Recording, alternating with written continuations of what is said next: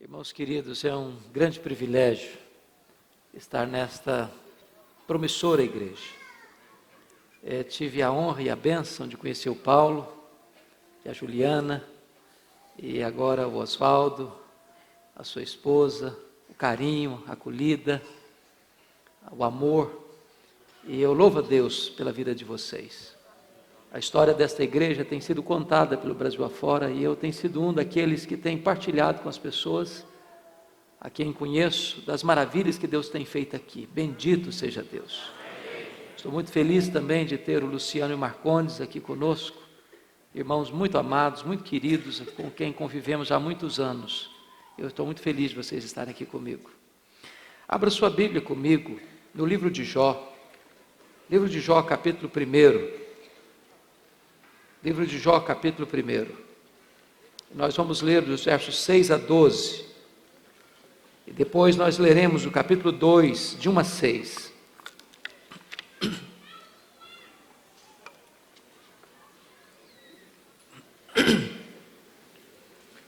Jó, capítulo 1, a partir do verso 6. No dia em que os filhos de Deus vieram apresentar-se perante o Senhor, veio também Satanás entre eles. Então perguntou o Senhor a Satanás: de onde vens? Satanás respondeu ao Senhor e disse: de rodear a terra e passear por ela. Perguntou ainda o Senhor a Satanás: observaste o meu servo Jó? Porque ninguém há na terra semelhante a ele, homem íntegro e reto, temente a Deus e que se desvia do mal. Então respondeu Satanás ao Senhor: porventura Jó debalde teme a Deus? Acaso não o cercaste com sebe a ele, a sua casa e a tudo quanto tem? A obra de suas mãos abençoaste, os seus bens se multiplicaram na terra. Estende, porém, a tua mão e toca-lhe em tudo quanto tem, e verás se não blasfema contra ti na tua face. Disse o Senhor a Satanás: eis que tudo quanto ele tem está em teu poder, somente contra ele não estendas a tua mão. E Satanás saiu da presença do Senhor. Capítulo 2. No dia em que os filhos de Deus vieram apresentar-se perante o Senhor, veio também Satanás entre eles, apresentar-se perante o Senhor. Então o Senhor disse a Satanás: de onde vens? Satanás respondeu ao Senhor e disse: de rodear a terra e passear por ela. Perguntou o Senhor a Satanás: observaste o meu servo Jó? Porque ninguém há na terra semelhante a ele, homem íntegro e reto, temente a Deus, que se desvia do mal. Ele conserva a sua integridade, embora me incitasses contra ele para o consumir sem causa. Então Satanás respondeu ao Senhor: pele por pele, e tudo quanto o homem tem dará pela sua vida. Estende, porém, a tua mão, toca-lhe nos ossos e na carne, e verás se não blasfema contra ti na tua face. Disse o Senhor a Satanás: eis que ele está em teu poder, mas poupa-lhe a vida. Eu gostaria de conversar um pouco com vocês sobre o tema as teses de Satanás. As teses de Satanás. Esse texto registra esse episódio da reunião de Deus com seus filhos. E muito provavelmente os anjos. E muito provavelmente esta reunião acontece nas regiões celestes. A Bíblia não nos dá detalhes, mas nos informa que Satanás apareceu por lá. E quem provoca a discussão é o próprio Deus, perguntando para Satanás: de onde vens? E Satanás respondeu: de rodear a terra e passear por ela. Satanás é uma espécie de turista inveterado. Ele está por aí, está de olho, está antenado, está procurando uma brecha, está procurando alguém para devorar. Está vivo e ativo no planeta Terra. E Deus cutuca outra vez perguntando assim: observaste o meu servo Jó? E Deus dá o currículo de Jó. Não tem ninguém na terra semelhante a ele. Em outras palavras, ele é o homem mais piedoso dessa geração. Homem íntegro. Íntegro é aquilo que você é com a porta do quarto trancada, sem ninguém observando. Homem reto. Reto é aquilo que você é em público e todo mundo está vendo. Homem temente a Deus, princípio da sabedoria. Homem que se desvia do mal, deliberadamente santo. Satanás poderia ter respondido assim: bom, esse eu não conheço ainda. Ando meio ocupado, tenho outras prioridades. Quem sabe um dia eu dei uma olhadinha nele. Mas não foi a resposta de Satanás. Satanás respondeu assim: também puderas. Desse jeito aí, qualquer um te adora. Tu tens abençoado a vida dele. Tu tens abençoado a família dele. Tu tens colocado um grande muro de proteção ao redor da casa dele. Os bens desse homem prosperam na terra. Tudo que esse camarada bota a mão vira dinheiro. Desse jeito aí, qualquer um te adora. E Satanás insinua aqui duas coisas. Primeiro, ele insinua que Deus precisa subornar as pessoas com bênçãos para receber delas adoração. Satanás insinua que ninguém adora a Deus por quem Deus é, apenas por aquilo que Deus dá. Satanás insinua que as pessoas só se aproximam de Deus por causa das bênçãos de Deus e não por causa do caráter de Deus. Satanás diz para Deus: toca no que ele tem, e verás se não blasfemo contra ti na tua face.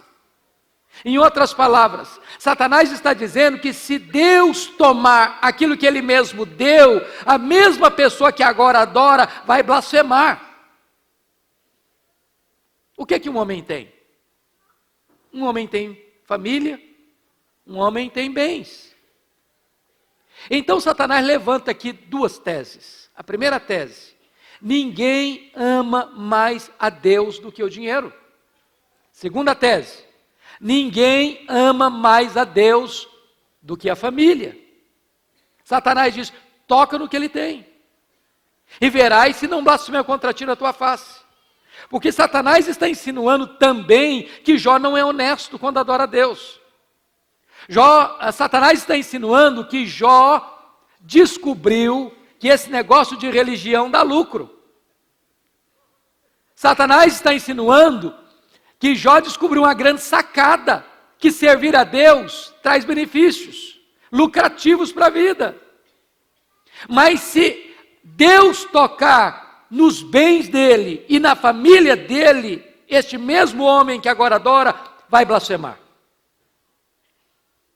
Sem que Jó soubesse, Deus constitui Jó em seu advogado na terra e coloca nas mãos de Jó a defesa da sua reputação e diz para Satanás: pode tocar no que ele tem, só não pode tocar na sua vida. Em outras palavras, Satanás é um ser limitado e limitado por Deus. Ele só pode ir até onde Deus o permite ir e nem 1 centímetro a mais. Por que é importante entender isso? Na década de 90, o Brasil foi invadido por uma série de literatura sobre batalha espiritual. Boa parte daquela literatura tinha uma visão maniqueísta. O bem e o mal, a verdade e a mentira, a luz e as trevas, Deus e o diabo. Como se o diabo fosse um páreo para Deus. Mas o diabo não é um Deus caído. O diabo é um anjo caído. Não tem páreo para Deus. O nosso Deus é o todo-poderoso Deus. Ele manda no céu, Ele manda na terra, Ele manda no inferno. Quem tem as chaves da morte e do inferno não é o diabo, é o Senhor Jesus Cristo. Ele só pode ir até onde Deus o permite ir, e nem 1 centímetro a mais. Nas palavras de Martinho Lutero, Satanás é um cachorro na coleira de Deus. Ele só pode ir até onde a coleira o permite ir.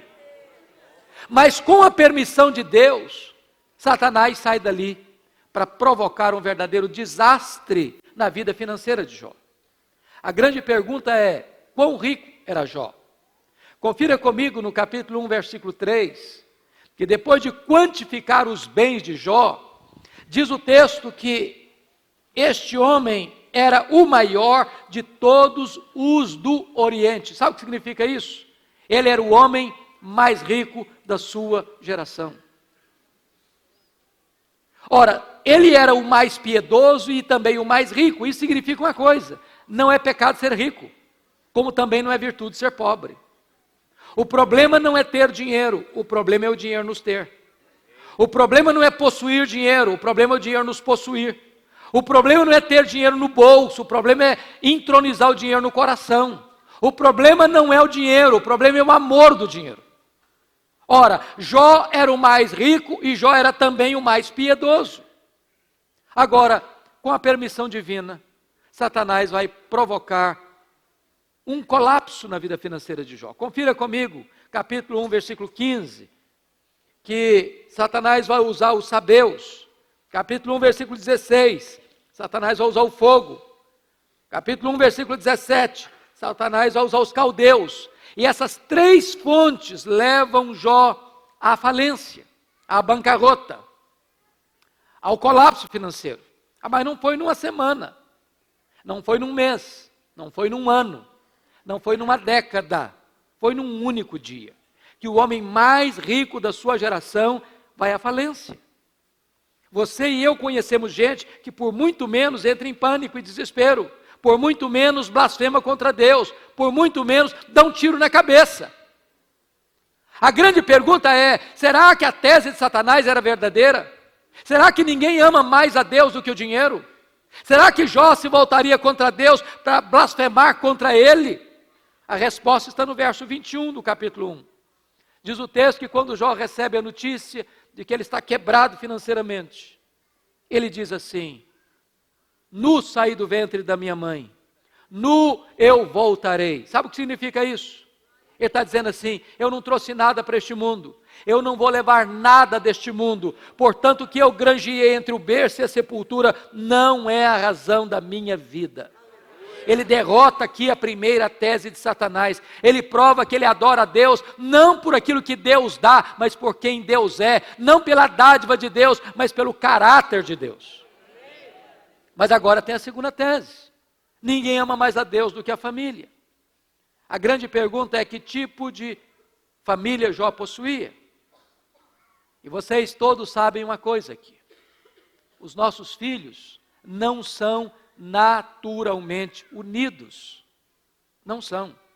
Quando você encontrar filhos unidos, saiba disso, por trás tem um pai, tem uma mãe que ora, que aconselha, que exorta, que acompanha, que orienta, que está presente. Agora, se não é fácil ter os filhos unidos, não é natural, melhor dizendo, é muito mais complicado ter filhos unidos quando tem dinheiro. Porque o dinheiro não tem liga, o dinheiro não tem amálgama.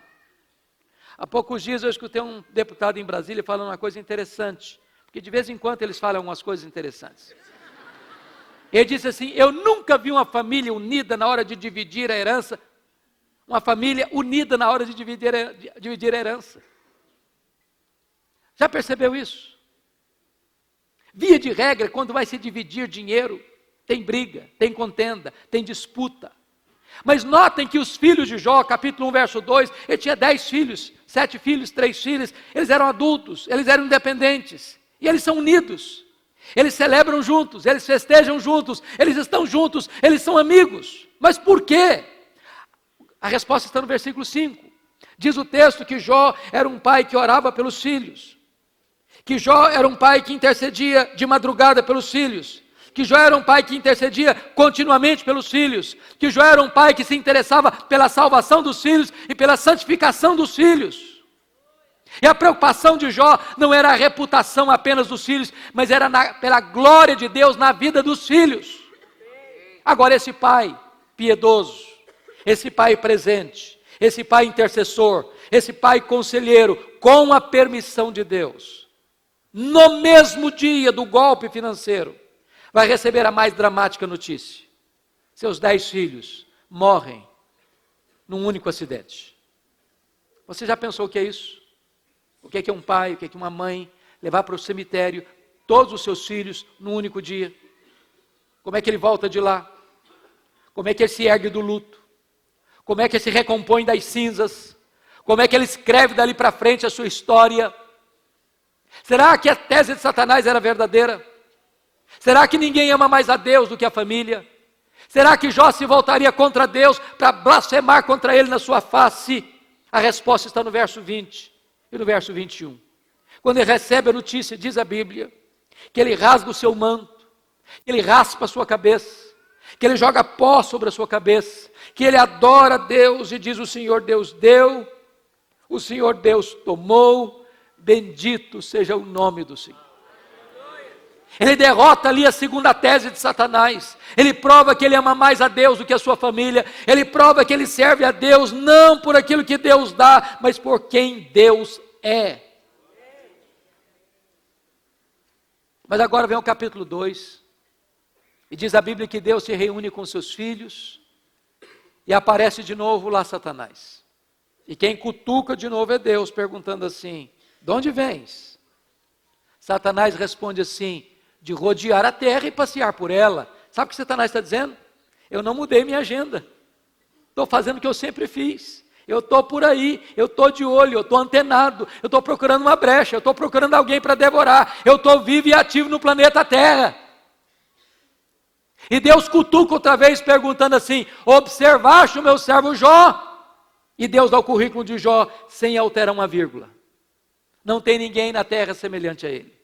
Homem íntegro, reto, temente a Deus, que se desvia do mal. Ele conserva a sua integridade.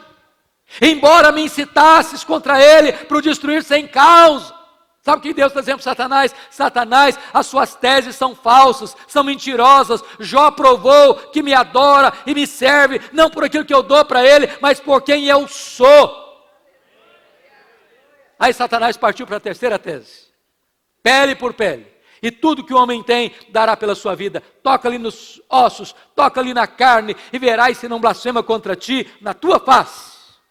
A terceira tese de Satanás é essa: ninguém ama mais a Deus do que a si mesmo.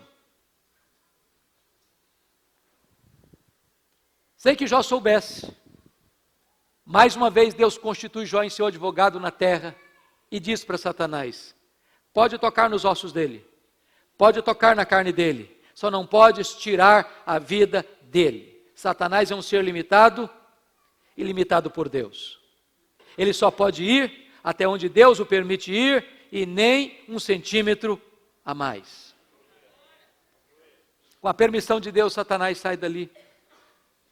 Ele vai colocar uma doença maligna em Jó. Ferida do alto da cabeça à planta dos pés. E eu imagino essa cena. Depois de Jó estar falido e enlutado, ele começa a sentir uma coceira pelo corpo. A sua pele vai ficando esbranquiçada, escamosa. Daqui a pouquinho manchas vermelhas pelo corpo. Daqui a pouquinho pus vai se formando debaixo da sua pele. Daqui a pouquinho a sua pele vai explodindo, vai arrebentando. E esse homem vai se tornando uma ferida viva. Do alto da cabeça à planta dos pés. Seu corpo vai ficando mal cheiroso, ninguém suporta ficar perto dele. Diz a Bíblia que outras bolhas de pus vão se formando, e ele tem que morder nessas bolhas de pus para tentar aliviar a sua dor. Ele precisa pegar um caco, talvez de telha, para raspar a sua pele necrosada e apodrecida. Ele não consegue comer, ele não consegue dormir, a sua dor é cruel e avassaladora. Diz a Bíblia que ele vai ficando magro, magérrimo, caquético, macérrimo, de couro furado, pelas costelas em ponta. Esse homem vai se tornando um aborto vivo, uma ferida viva. Nesse momento de dor atroz, a sua mulher, revoltada contra Deus, disse: Jó, ainda conservas a tua integridade? Amaldiçoa o teu Deus e morre. Acaba com isso. Chega, dá um fim na sua vida, tem a dignidade de tirar a sua vida. Deus não é digno de ser adorado em tamanho sofrimento. Diz a Escritura que Jó olhou para ela e disse: tu falas como uma doida. Nós temos recebido o bem de Deus, não receberíamos também o mal? Está escrito no capítulo 2, verso 10, que em tudo isso, Jó não pecou contra Deus com seus lábios. Ele derrota a terceira tese de Satanás. Ele prova que ele ama mais a Deus do que a si mesmo. Ele prova que ele serve a Deus não por aquilo que Deus dá, mas por quem Deus é. Mas confira comigo o capítulo 2, verso 13, verso 11. Porque encontramos aí os amigos de Jó. E diz a Bíblia que Elifaz, Bildade e Zofar combinaram ir juntamente condoer-se de Jó e consolá-lo. Olha o verso 12. Levantando-se de longe, levantando eles de longe os olhos, não reconheceram Jó. Ergueram então a voz e choraram, e cada um deles rasgou o seu manto, lançou pó sobre a cabeça. Todos os três sentaram com Jó na terra, 7 dias e 7 noites, e nenhum lhe dizia palavra alguma, pois viam que a dor de Jó era muito grande. E eu pergunto a vocês, esses homens eram amigos de Jó? Eram amigos de Jó? É claro que eram. É claro que eram.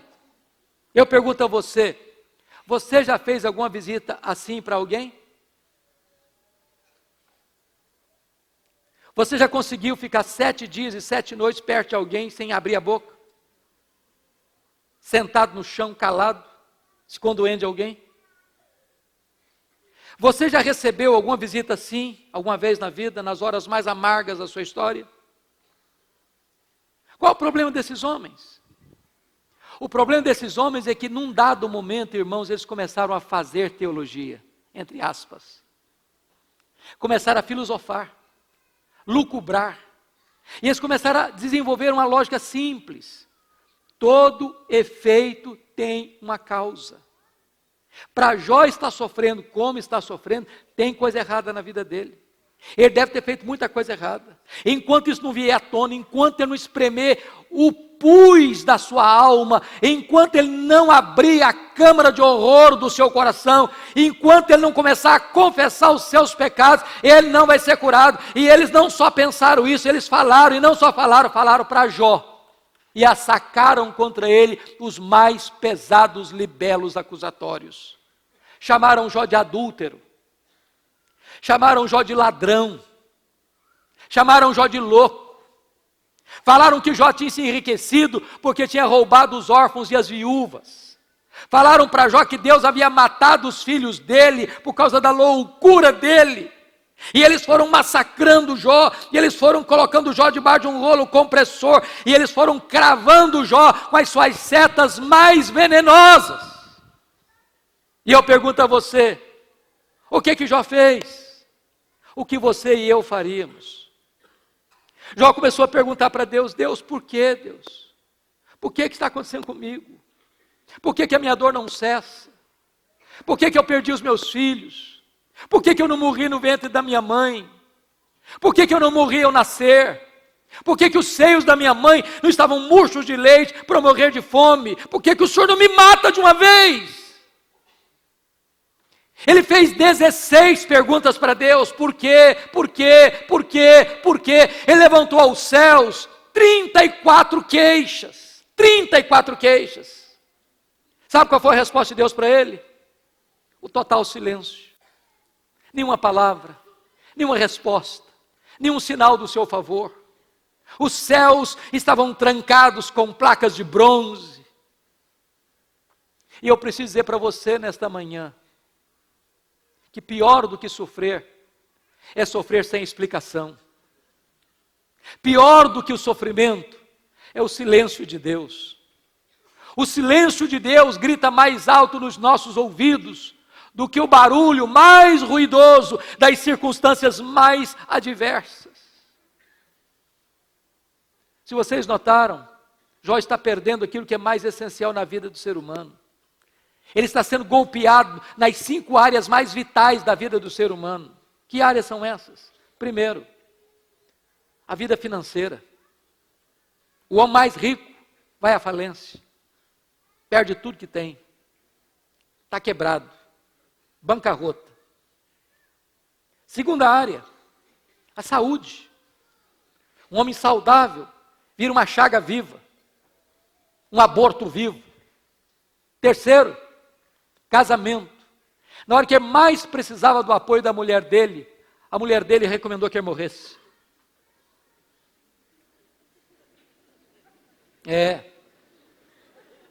Quarta área, os filhos. Irmãos, não é natural pai e mãe enterrar filhos. Não é natural. Não é natural. Onde uma pessoa que estava enterrando o seu filho caçula disse assim para mim, pastor, Eu não admito que o meu filho tenha furado a fila. Eu não admito. Eu não admito. Aquele pai estava com o coração rasgado de dor. Quinta área, as amizades. Os amigos se transformaram em consoladores molestos. Irmão, Jó está perdendo tudo. Jó não tem para onde correr. As pessoas conhecidas o abandonam, a família vai embora, a mulher manda ele morrer, ele cheira mal, ele é uma ferida viva, ele está no fundo de um poço. E quando você está no fundo de um poço, só tem uma direção para olhar, é para cima. É para cima. E nesse momento, ele arranca de dentro do peito um grito de esperança e diz: é uma coisa só eu sei, é que o meu Redentor vive. E um dia eu o verei, revestir este meu corpo, eu verei o meu Redentor. E esse Redentor é aquele que pode inspirar canções de louvor nas noites escuras. Quando Jó entende isso, quando Jó percebe isso, quando Jó clama desta maneira, diz a Bíblia, que Deus rompeu o silêncio. Deus rompeu o silêncio. Deus começou a falar. Mas quando Deus começou a falar, Deus não respondeu nenhuma das 16 perguntas de Jó. Deus não respondeu nenhuma das 34 queixas de Jó. Quando Deus resolveu falar, Deus fez para Jó 70 perguntas. Todas retóricas. Todas sem qualquer possibilidade de resposta lógica.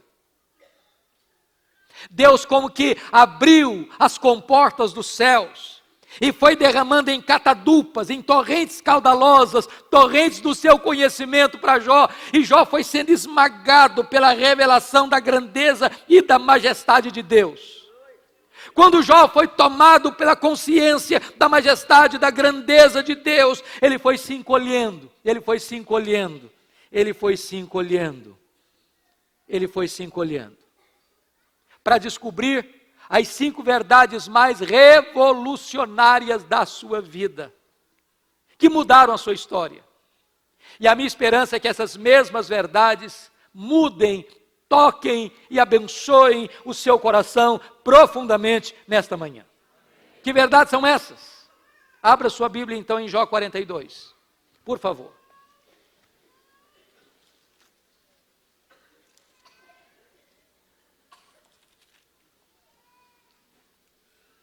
Versículo 1 e 2 diz assim: então respondeu Jó ao Senhor: bem sei que tudo podes. A primeira verdade que Jó entendeu, ele reconheceu a onipotência de Deus. Deixa eu dizer uma coisa para você nesta hora. Você e eu temos impossibilidades intransponíveis. Nós temos impossibilidades intransponíveis. É um fato isso. Eu gosto muito de ler. Passo pelas livrarias dos aeroportos praticamente toda semana. E você bem sabe que os livros que mais se publicam e se leem, não só no Brasil, mas no mundo, primeiro são os livros de autoajuda. Segundo são os livros de como ficar rico rápido. É um negócio maravilhoso. E esses livros de autoajuda dizem para você o seguinte: você é forte, você tem a força, você tem o poder, você é um gigante, há poder nas suas palavras, faz cócega no seu interior e você se levantará como um gigante. Sabe o que a Bíblia diz? Exatamente o contrário. Você e eu somos fracos, muito fracos, muito fracos. Por exemplo, nós temos fraquezas físicas. Querendo ou não, ou gostando ou não, o tempo vai esculpindo algumas rugas no nosso rosto, indisfarçáveis. Um cosmético dá uma ajudazinha. Uma cirurgia plástica de vez em quando dá uma boa melhorada.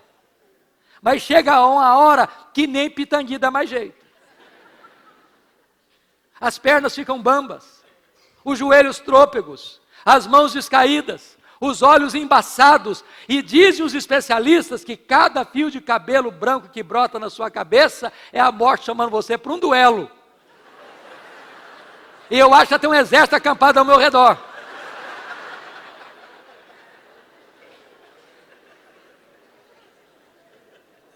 Nós temos fraquezas emocionais, irmãos. Fraquezas emocionais. Quantas vezes eu, talvez você também, nas noites mais escuras da vida, eu já gemi, eu já chorei. Disse, meu Deus, eu não aguento mais. Ou o Senhor faz alguma coisa, ou eu não aguento mais. Temos fraquezas emocionais. Nós temos fraquezas morais, queridos. Quantas vezes você já prometeu para Deus, com lágrimas nos olhos, nunca mais eu quero repetir esse erro, nunca mais eu quero cometer esse pecado. E de repente você se colhe praticando o mesmo erro, cometendo o mesmo pecado. Não é porque faltou para você sinceridade, não, faltou para você poder. Porque nós somos fracos.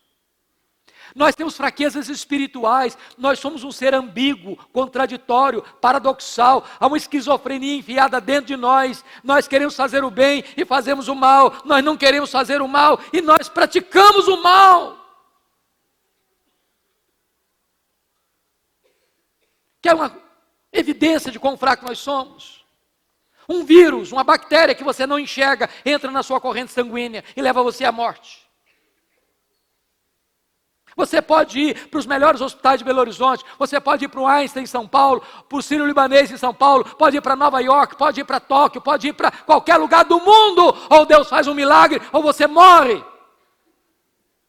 Sabe quem morreu em São Paulo mês passado? O rei da soja. Se dinheiro pudesse salvar a vida daquele homem, ele teria 10 vidas. Sabe por que ele morreu? Porque nós temos limitações intransponíveis. Mas é muito bom você saber que o seu Deus tudo pode. Tudo pode. Para Ele não tem doença incurável, para Ele não tem vida irrecuperável, para Ele não tem casamento sem solução, para Ele não tem problema sem resposta. Ele é o Deus do impossível. Ele tudo pode.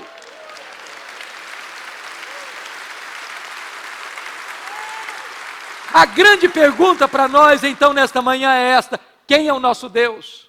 Quão grande é o nosso Deus? Quão poderoso é o nosso Deus? Quando o profeta Isaías estava escrevendo o seu livro, ele retrata isso de uma maneira tão eloquente, tão sublime, lá no capítulo 40, ele diz, o meu Deus é aquele que mede as águas na concha da sua mão. Pense no Pacífico, pense no Atlântico, pense no Índico, pense no Mediterrâneo, pense nos mares, nos rios, nas fontes.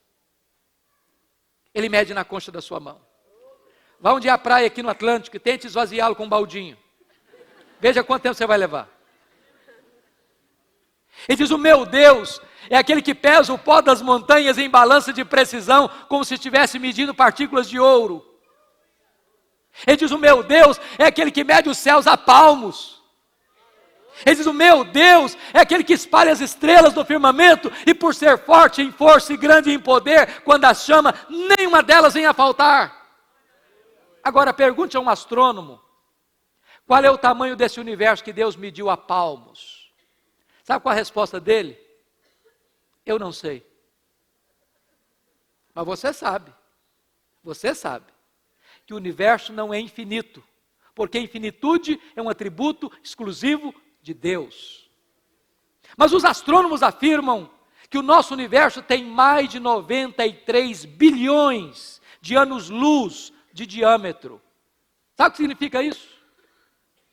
Se você conseguisse voar à velocidade da luz, 300 mil quilômetros por segundo, nessa velocidade, você demoraria mais de 93 bilhões de anos para ir de uma extremidade à outra do universo. Seu Deus criou tudo isso. Seu Deus é maior do que tudo isso. Seu Deus é o seu Pai e Ele tudo pode.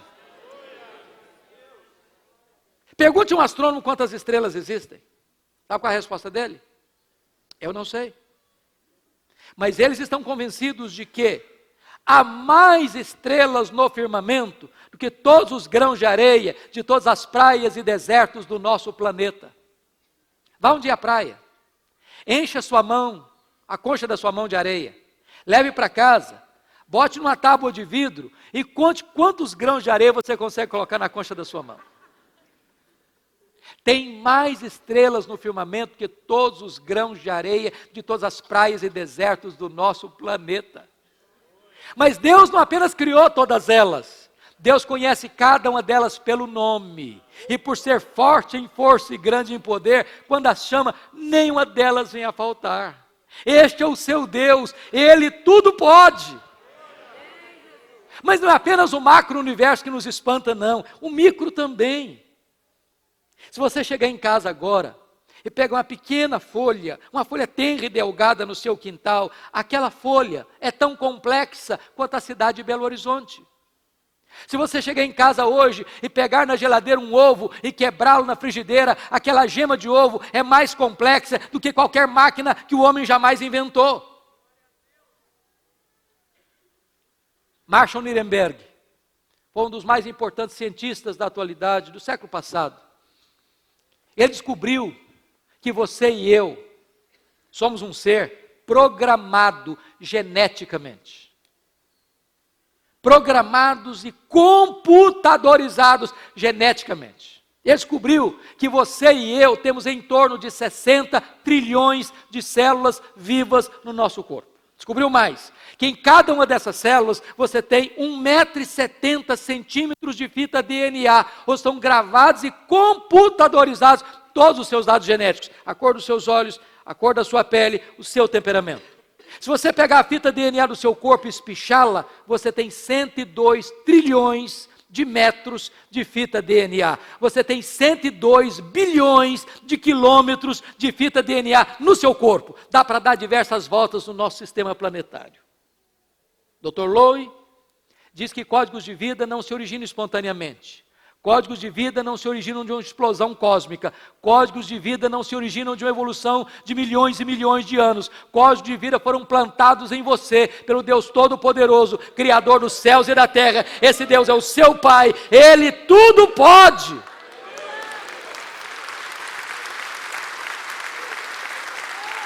Oh, amados irmãos, como é importante nós conhecermos a Deus.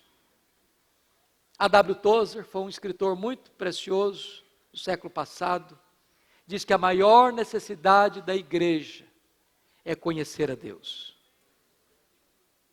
E o profeta Daniel diz que o povo que conhece a Deus é um povo forte e ativo. Louvado seja Deus. Porque o nosso Deus é grande, é excelso, é sublime, é onipotente, é todo-poderoso. Ele é o nosso Pai. E os nossos problemas não são maiores do que Ele. Ele está no controle. Ele está com as rédeas da nossa história em suas poderosas mãos. Quando você conhece a majestade, a grandeza de Deus, então os seus problemas ficam pequenos. Deixa eu ilustrar isso para você. Um pai caminhava com seu filho, de 4 anos, pela rua, mão dada, e o menino volta para o pai e pergunta assim: papai, qual é o tamanho de Deus? Eu não sei se você concorda comigo, mas parece que toda criança fez um curso de pós-doutorado em perguntas difíceis. Não é verdade? Todo menino faz pergunta complicada. O pai engasgou, porque não tinha uma resposta pronta para dar para um menino de 4 anos. Ficou em silêncio. Continuou caminhando. Daqui a pouco ele escuta o barulho das turbinas de um avião supersônico nas alturas excelsas. E diz: filho, olha para cima. Está vendo aquele avião? O menino olhou muito longe. Estou vendo, papai, estou vendo. Qual é o tamanho daquele avião, meu filho? Ah, papai, pequeno, muito pequeno, muito pequeno. O pai pegou o menino pelo braço, levou no aeroporto. Tinha um jumbão de mais de 400 passageiros estacionados no pátio. O pai chegou bem perto e disse: filho, está vendo esse avião? Estou vendo, papai, estou vendo. Qual é o tamanho desse avião, meu filho? Grande, papai, muito grande. O pai disse: filho, Deus é do mesmo jeito.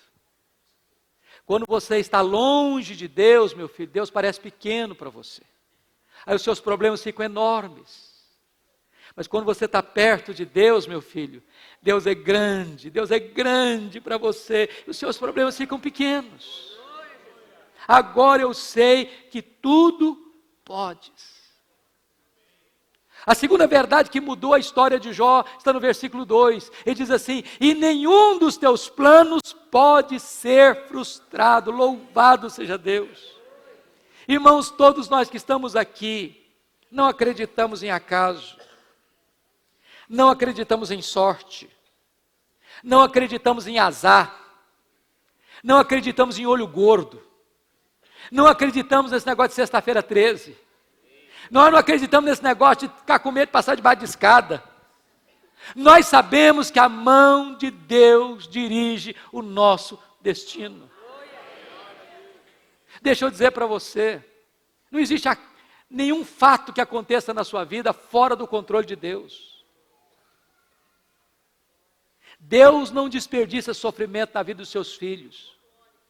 Quando Deus permite você passar por uma prova, é porque Ele tem um plano, Ele tem um propósito, e Ele está trabalhando não contra você, mas a seu favor, porque não há Deus como o nosso que trabalha para aqueles que nele esperam.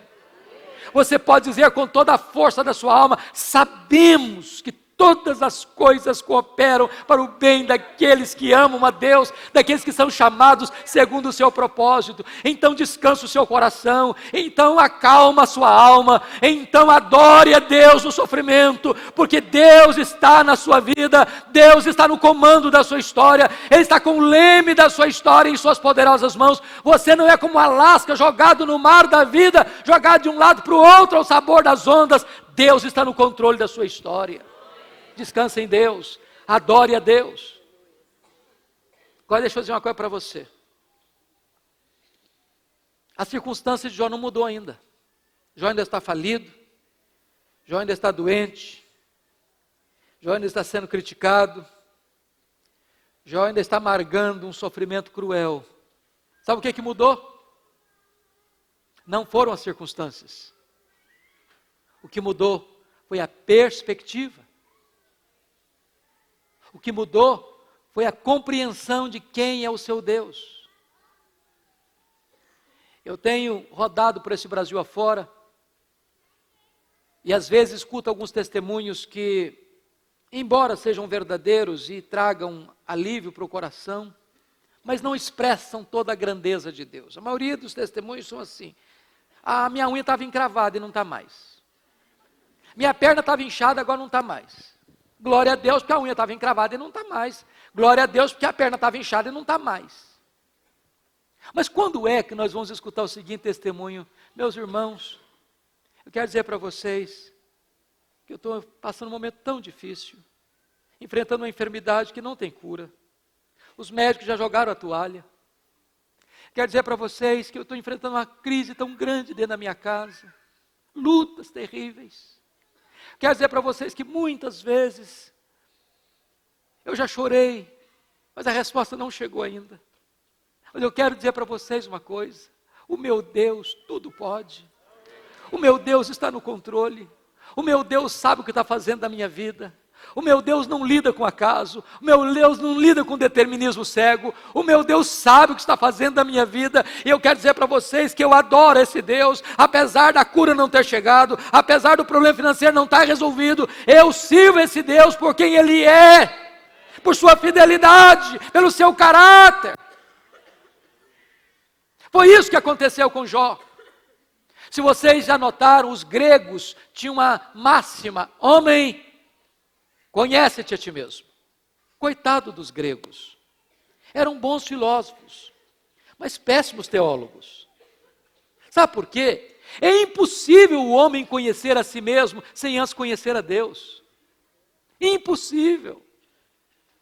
Jó só vai compreender quem ele é, na verdade, no momento em que ele começa a compreender a majestade de Deus. A terceira verdade que mudou a vida de Jó está no verso 3. Confira aí comigo, por favor. Olha o que ele diz. Na verdade, eu falei do que eu não entendia, coisas maravilhosas demais para mim, coisas que eu não conhecia. Se você ler esse livro numa sentada só, e vale a pena você tirar um dia de folga para fazer isso, você vai descobrir 3 coisas. Jó fez 3 coisas. Jó perguntou, Jó reclamou, queixou-se e Jó se defendeu. E quem está sofrendo, irmãos, fala. E às vezes fala o que não entende. Às vezes fala sem compreender. No momento em que Jó teve uma visão da grandeza de Deus, ele disse, meu Deus, quanta coisa que eu falei sem entender. Quanta coisa que eu falei sem compreender a verdade das coisas. E aí eu aprendo uma verdade muito importante. Quando você encontrar uma pessoa que parece que sabe muito, sabe tudo, e arrota em cima de você muito conhecimento, pode ter certeza que você está perto de uma pessoa que sabe muito pouco. Porque o sábio é aquele que sabe que não sabe. Porque quanto mais você sabe que não sabe. E o que você sabe é muito menos do que o que você não sabe é muito mais do que o que você sabe. Então, na presença de Deus, não dá para ficar de peito estufado. Não dá. Diante de Deus você se curva. Mas a quarta verdade que mudou a vida de Jó está no versículo 5. Confira comigo. Ele diz assim, eu te conhecia só de ouvir, mas agora os meus olhos te veem. E eu fico em crise, pastor Paulo, quando eu leio esse versículo. Em crise. Sabe por quê? Eu não consigo conciliar capítulo 1, versículo 8, com 42, versículo 5. Sabe por quê? No capítulo 1, versículo 8, Deus disse assim acerca dele, não tem ninguém na terra igual a ele não. É o homem íntegro, reto, temente a Deus, que se desvia do mal. Como é que esse cara mais piedoso da sua geração pode confessar isso? Deus, eu te conhecia só de ouvir, mas agora os meus olhos te veem. Não parece uma contradição? Como é que o homem mais piedoso da sua geração pode declarar isso, que conhecia a Deus só de ouvir? Eu gostaria de responder essa questão fazendo-lhe uma pergunta. Você conhece a Deus? Você conhece a Deus? Quanto você conhece? Quanto? Deixa eu ilustrar isso. Havia um cidadão que nunca tinha visto o mar. O sonho da vida dele era conhecer o mar. Um dia ele pegou um ônibus, foi para o litoral, e quando ele viu o mar, ele ficou encantado e disse, agora eu conheço o mar. Aí se aproxima dele um marujo, com a pele tostada de sol e sal, por viver nas procelas do mar, e diz, eu também conheço o mar. Qual a diferença entre eles? Você conhece a Deus? Quanto você conhece a Deus?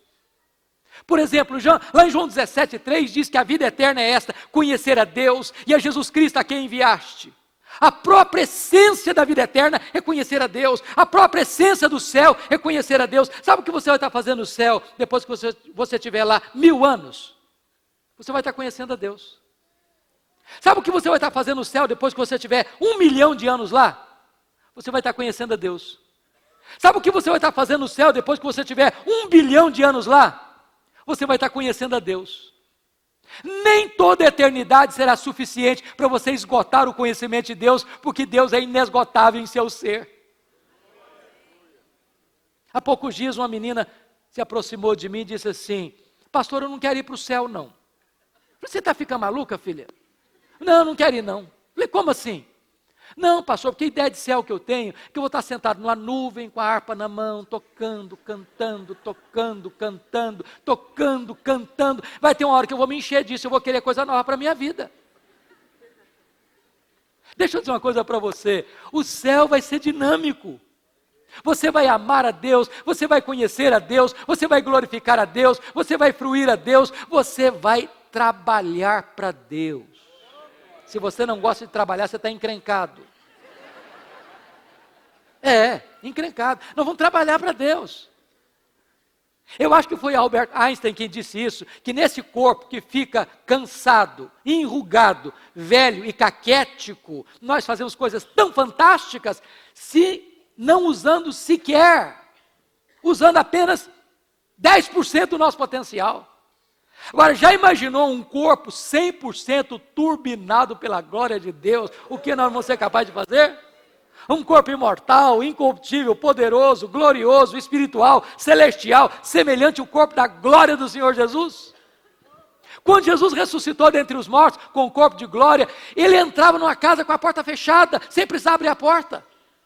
Quando Jesus ressuscitou dentre os mortos com o corpo de glória, ele saía de Jerusalém e aparecia lá na Galileia, sem precisar percorrer o trecho. Quando Jesus ressuscitou com o corpo de glória, ele foi assunto ao céu, subindo entre nuvens. E eu pergunto para você, com que velocidade Jesus voltou para o céu? Na velocidade da luz? 300 mil quilômetros por segundo? Porque se ele voltou na velocidade da luz, 300 mil quilômetros por segundo, depois de 2.000 anos, ele está logo ali na esquina ainda. Eu pergunto para você, com que velocidade um anjo vem do céu à terra? Quando Pedro estava no Getsemane, ele pegou a espada para decepar a orelha de Malco. Jesus, bota a espada na bainha, Pedro. Se eu precisasse desse tipo de ajuda, eu rogaria ao Pai e me mandaria mais de 12 legiões de anjos. Quantos são 12 legiões de anjos? 72 mil anjos. Com que velocidade eles viriam? Do céu à terra. Num estalar de dedos. Nós vamos ser como os anjos no céu. Não que não vamos ter um corpo, mas vamos viver na mesma dimensão. Sabe o que significa isso? As leis que nos governam agora não nos governarão mais. Tamanho, espaço, tempo. Nós estaremos reinando com Cristo, glorificando a Deus, conhecendo a Deus, usufruindo Deus, servindo a Deus por toda a eternidade. Por toda a eternidade. Agora eu entendo Jó.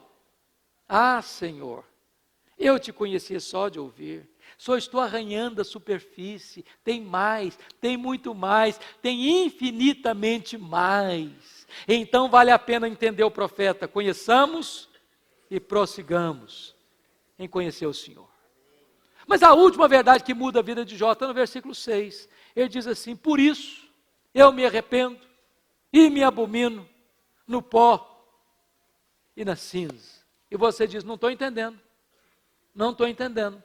Porque essa confissão cabe na boca de um ladrão, de um adúltero, de um assassino, de um corrupto. Mas parece que essa confissão não cabe muito bem na boca do homem que o próprio Deus disse que ele era o mais piedoso da sua geração. Como é que você entende isso? Sabe como é que você entende isso? As pessoas que mais choram pelos seus pecados não são as que mais pecam, são as pessoas que mais perto de Deus andam. Pode ter certeza disso, irmão. Quem não anda com Deus, nem culpa sente, nem consciência de pecado tem. Há poucos dias, Paulo, eu fiquei muito triste em São Paulo, assistindo um jornal, um cidadão recebeu 3 mil reais para matar uma pessoa. Eu não conhecia essa pessoa nunca tinha falado mal dele, nunca tinha feito mal para ele. Ele pegou o seu revólver, deu 5 tiros na pessoa e matou a pessoa. Foi para casa, tomou um banho, jantou e dormiu.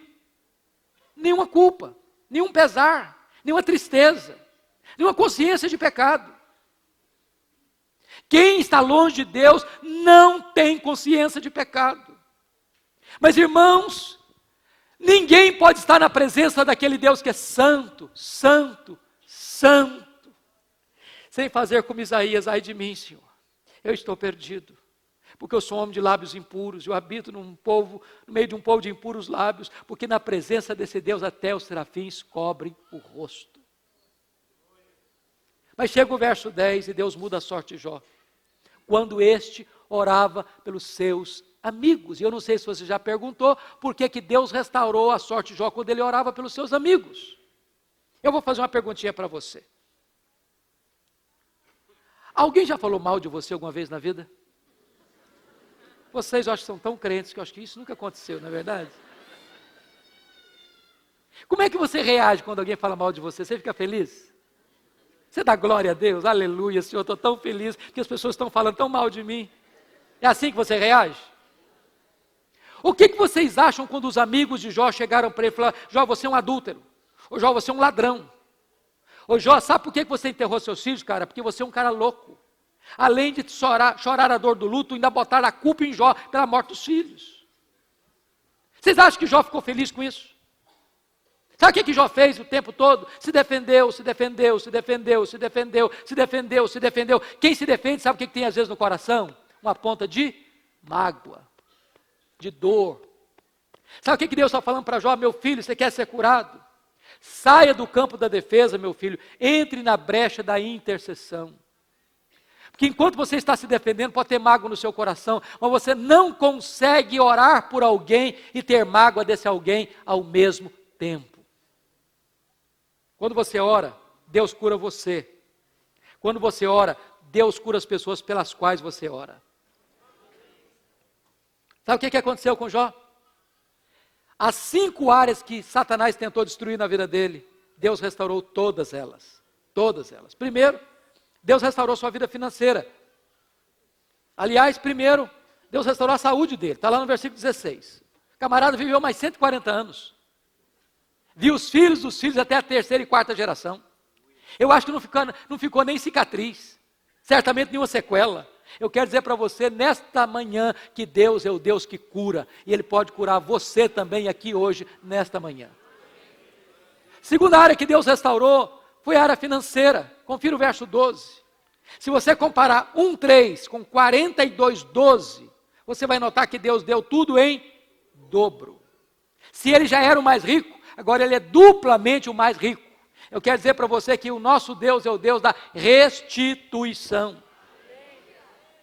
Terceira área que Deus restaurou, as amizades. Confira comigo o versículo 8. E eu acho aqui maravilhoso, porque os amigos de Jó criticaram Jó, criticaram Jó, criticaram Jó, acusaram Jó, acusaram Jó, acusaram Jó. Aí agora Deus chega para eles e diz o seguinte: olha, vocês vão ter que ir lá no homem que vocês criticaram, para esse camarada orar por vocês, para que vocês sejam perdoados.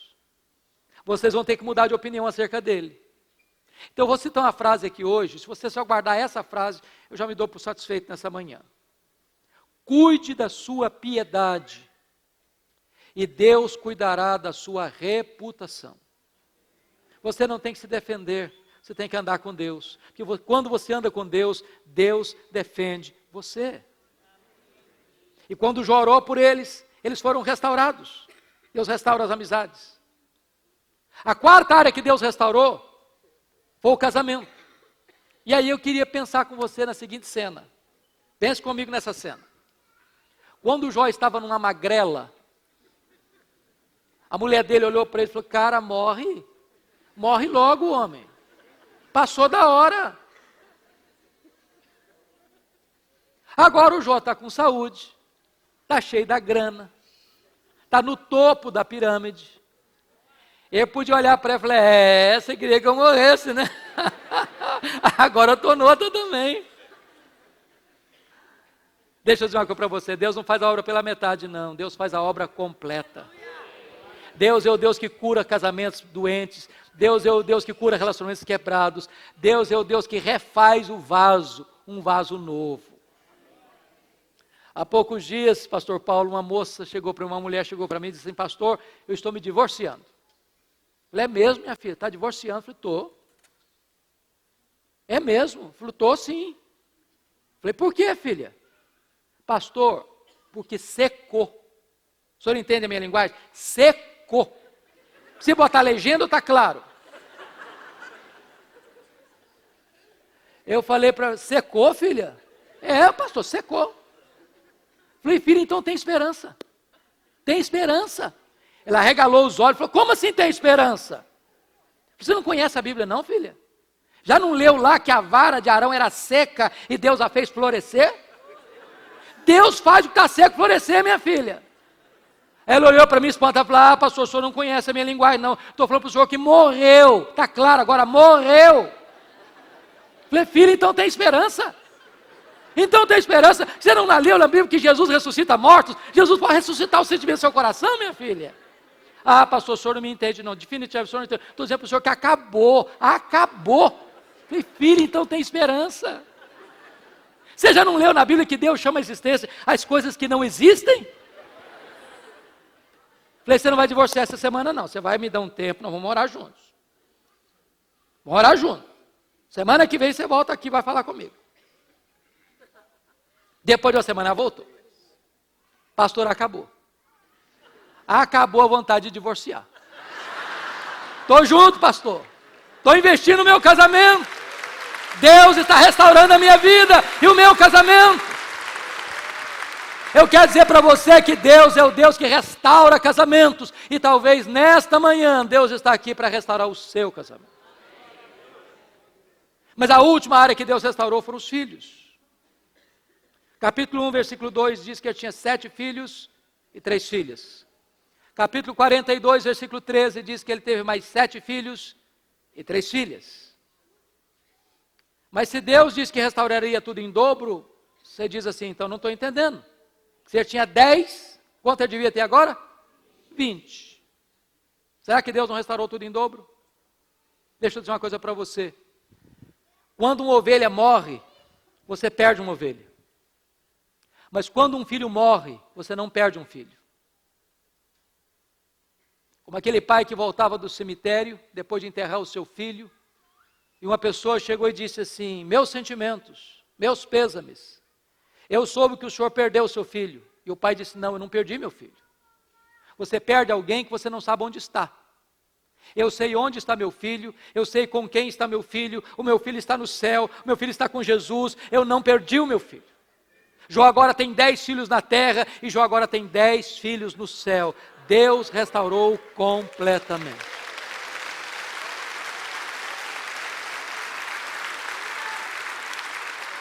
Sabe o que Satanás queria? Satanás queria colocar Jó longe de Deus. Sabe o que ele conseguiu? Colocar Jó mais perto de Deus. Sabem por quê? Porque os planos de Deus não podem ser frustrados. Que bom servir a este grande Deus. Que bom adorar esse grande Deus. Que grande Deus nós temos. E Ele é digno de honra, de glória e de louvor, agora e por todos os séculos. Aleluia. Amém.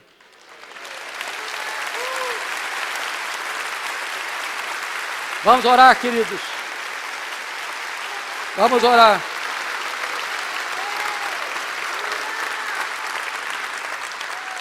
Eu queria convidar você para orar comigo. Talvez você, como Jó, tenha sido provado em alguma dessas áreas. Talvez a sua área financeira. E se você hoje está passando uma grande tribulação na área financeira, eu queria orar em seu favor. Talvez você esteja enfrentando uma grande crise na sua saúde. Talvez você está aqui com um diagnóstico muito sombrio. Talvez os médicos já jogaram a toalha e disseram para você, não tem mais jeito não. Mas se Deus quiser, tem jeito. Talvez você esteja enfrentando uma grande luta no seu casamento. Quem sabe você já está com os papéis assinados, ou já deu andamento, já deu entrada no cartório. Quem sabe você já disse, olha, não tem mais jeito, acabou o amor, acabou o sentimento. Eu não tenho mais sonhos. Meu casamento é um pesadelo. Quero dizer para você que Deus está aqui, Ele é poderoso para restaurar o seu casamento. Talvez você veio para cá hoje com uma grande angústia na alma por causa de seus filhos. Talvez eles estão longe de Deus. Você quer vê-los salvos debaixo do sangue do Cordeiro. E hoje Deus pode restaurar seus filhos. Deus é o Deus poderoso para restaurar a sua casa, a sua família. Quem sabe você veio para cá hoje e alguém que você ama tanto traiu você, decepcionou você, machucou seu coração. Você está triste, você está até decepcionado. E hoje Deus é poderoso para construir pontes onde a mágoa cavou abismos. Quem sabe Deus está chamando você hoje para perdoar, para fechar essa brecha. Se você anseia ver o milagre de Deus na sua vida, a restauração de Deus na sua vida, mais uma vez eu queria convidar você para se levantar e vir aqui à frente. E nós vamos orar, colocando a nossa vida, a nossa casa, a nossa família no altar de Deus. Deus está neste lugar. Deus está neste lugar. E Deus é poderoso para fazer infinitamente mais do que tudo quanto pedimos ou pensamos, conforme o seu poder que opera em nós. Pode vir. Vamos derramar nossa alma diante de Deus. Talvez até aqui você tenha chorado e só escutado o silêncio de Deus. Quem sabe a sua causa tem sido apresentada aos céus há anos e há anos e há anos. Quem sabe hoje, Deus abra os céus, Deus fale conosco, Deus responda a nossa oração, Deus toque a nossa vida, Deus visite a nossa casa, Deus restaure a nossa sorte.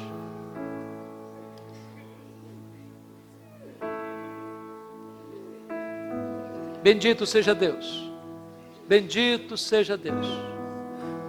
Pode vir. Pode vir.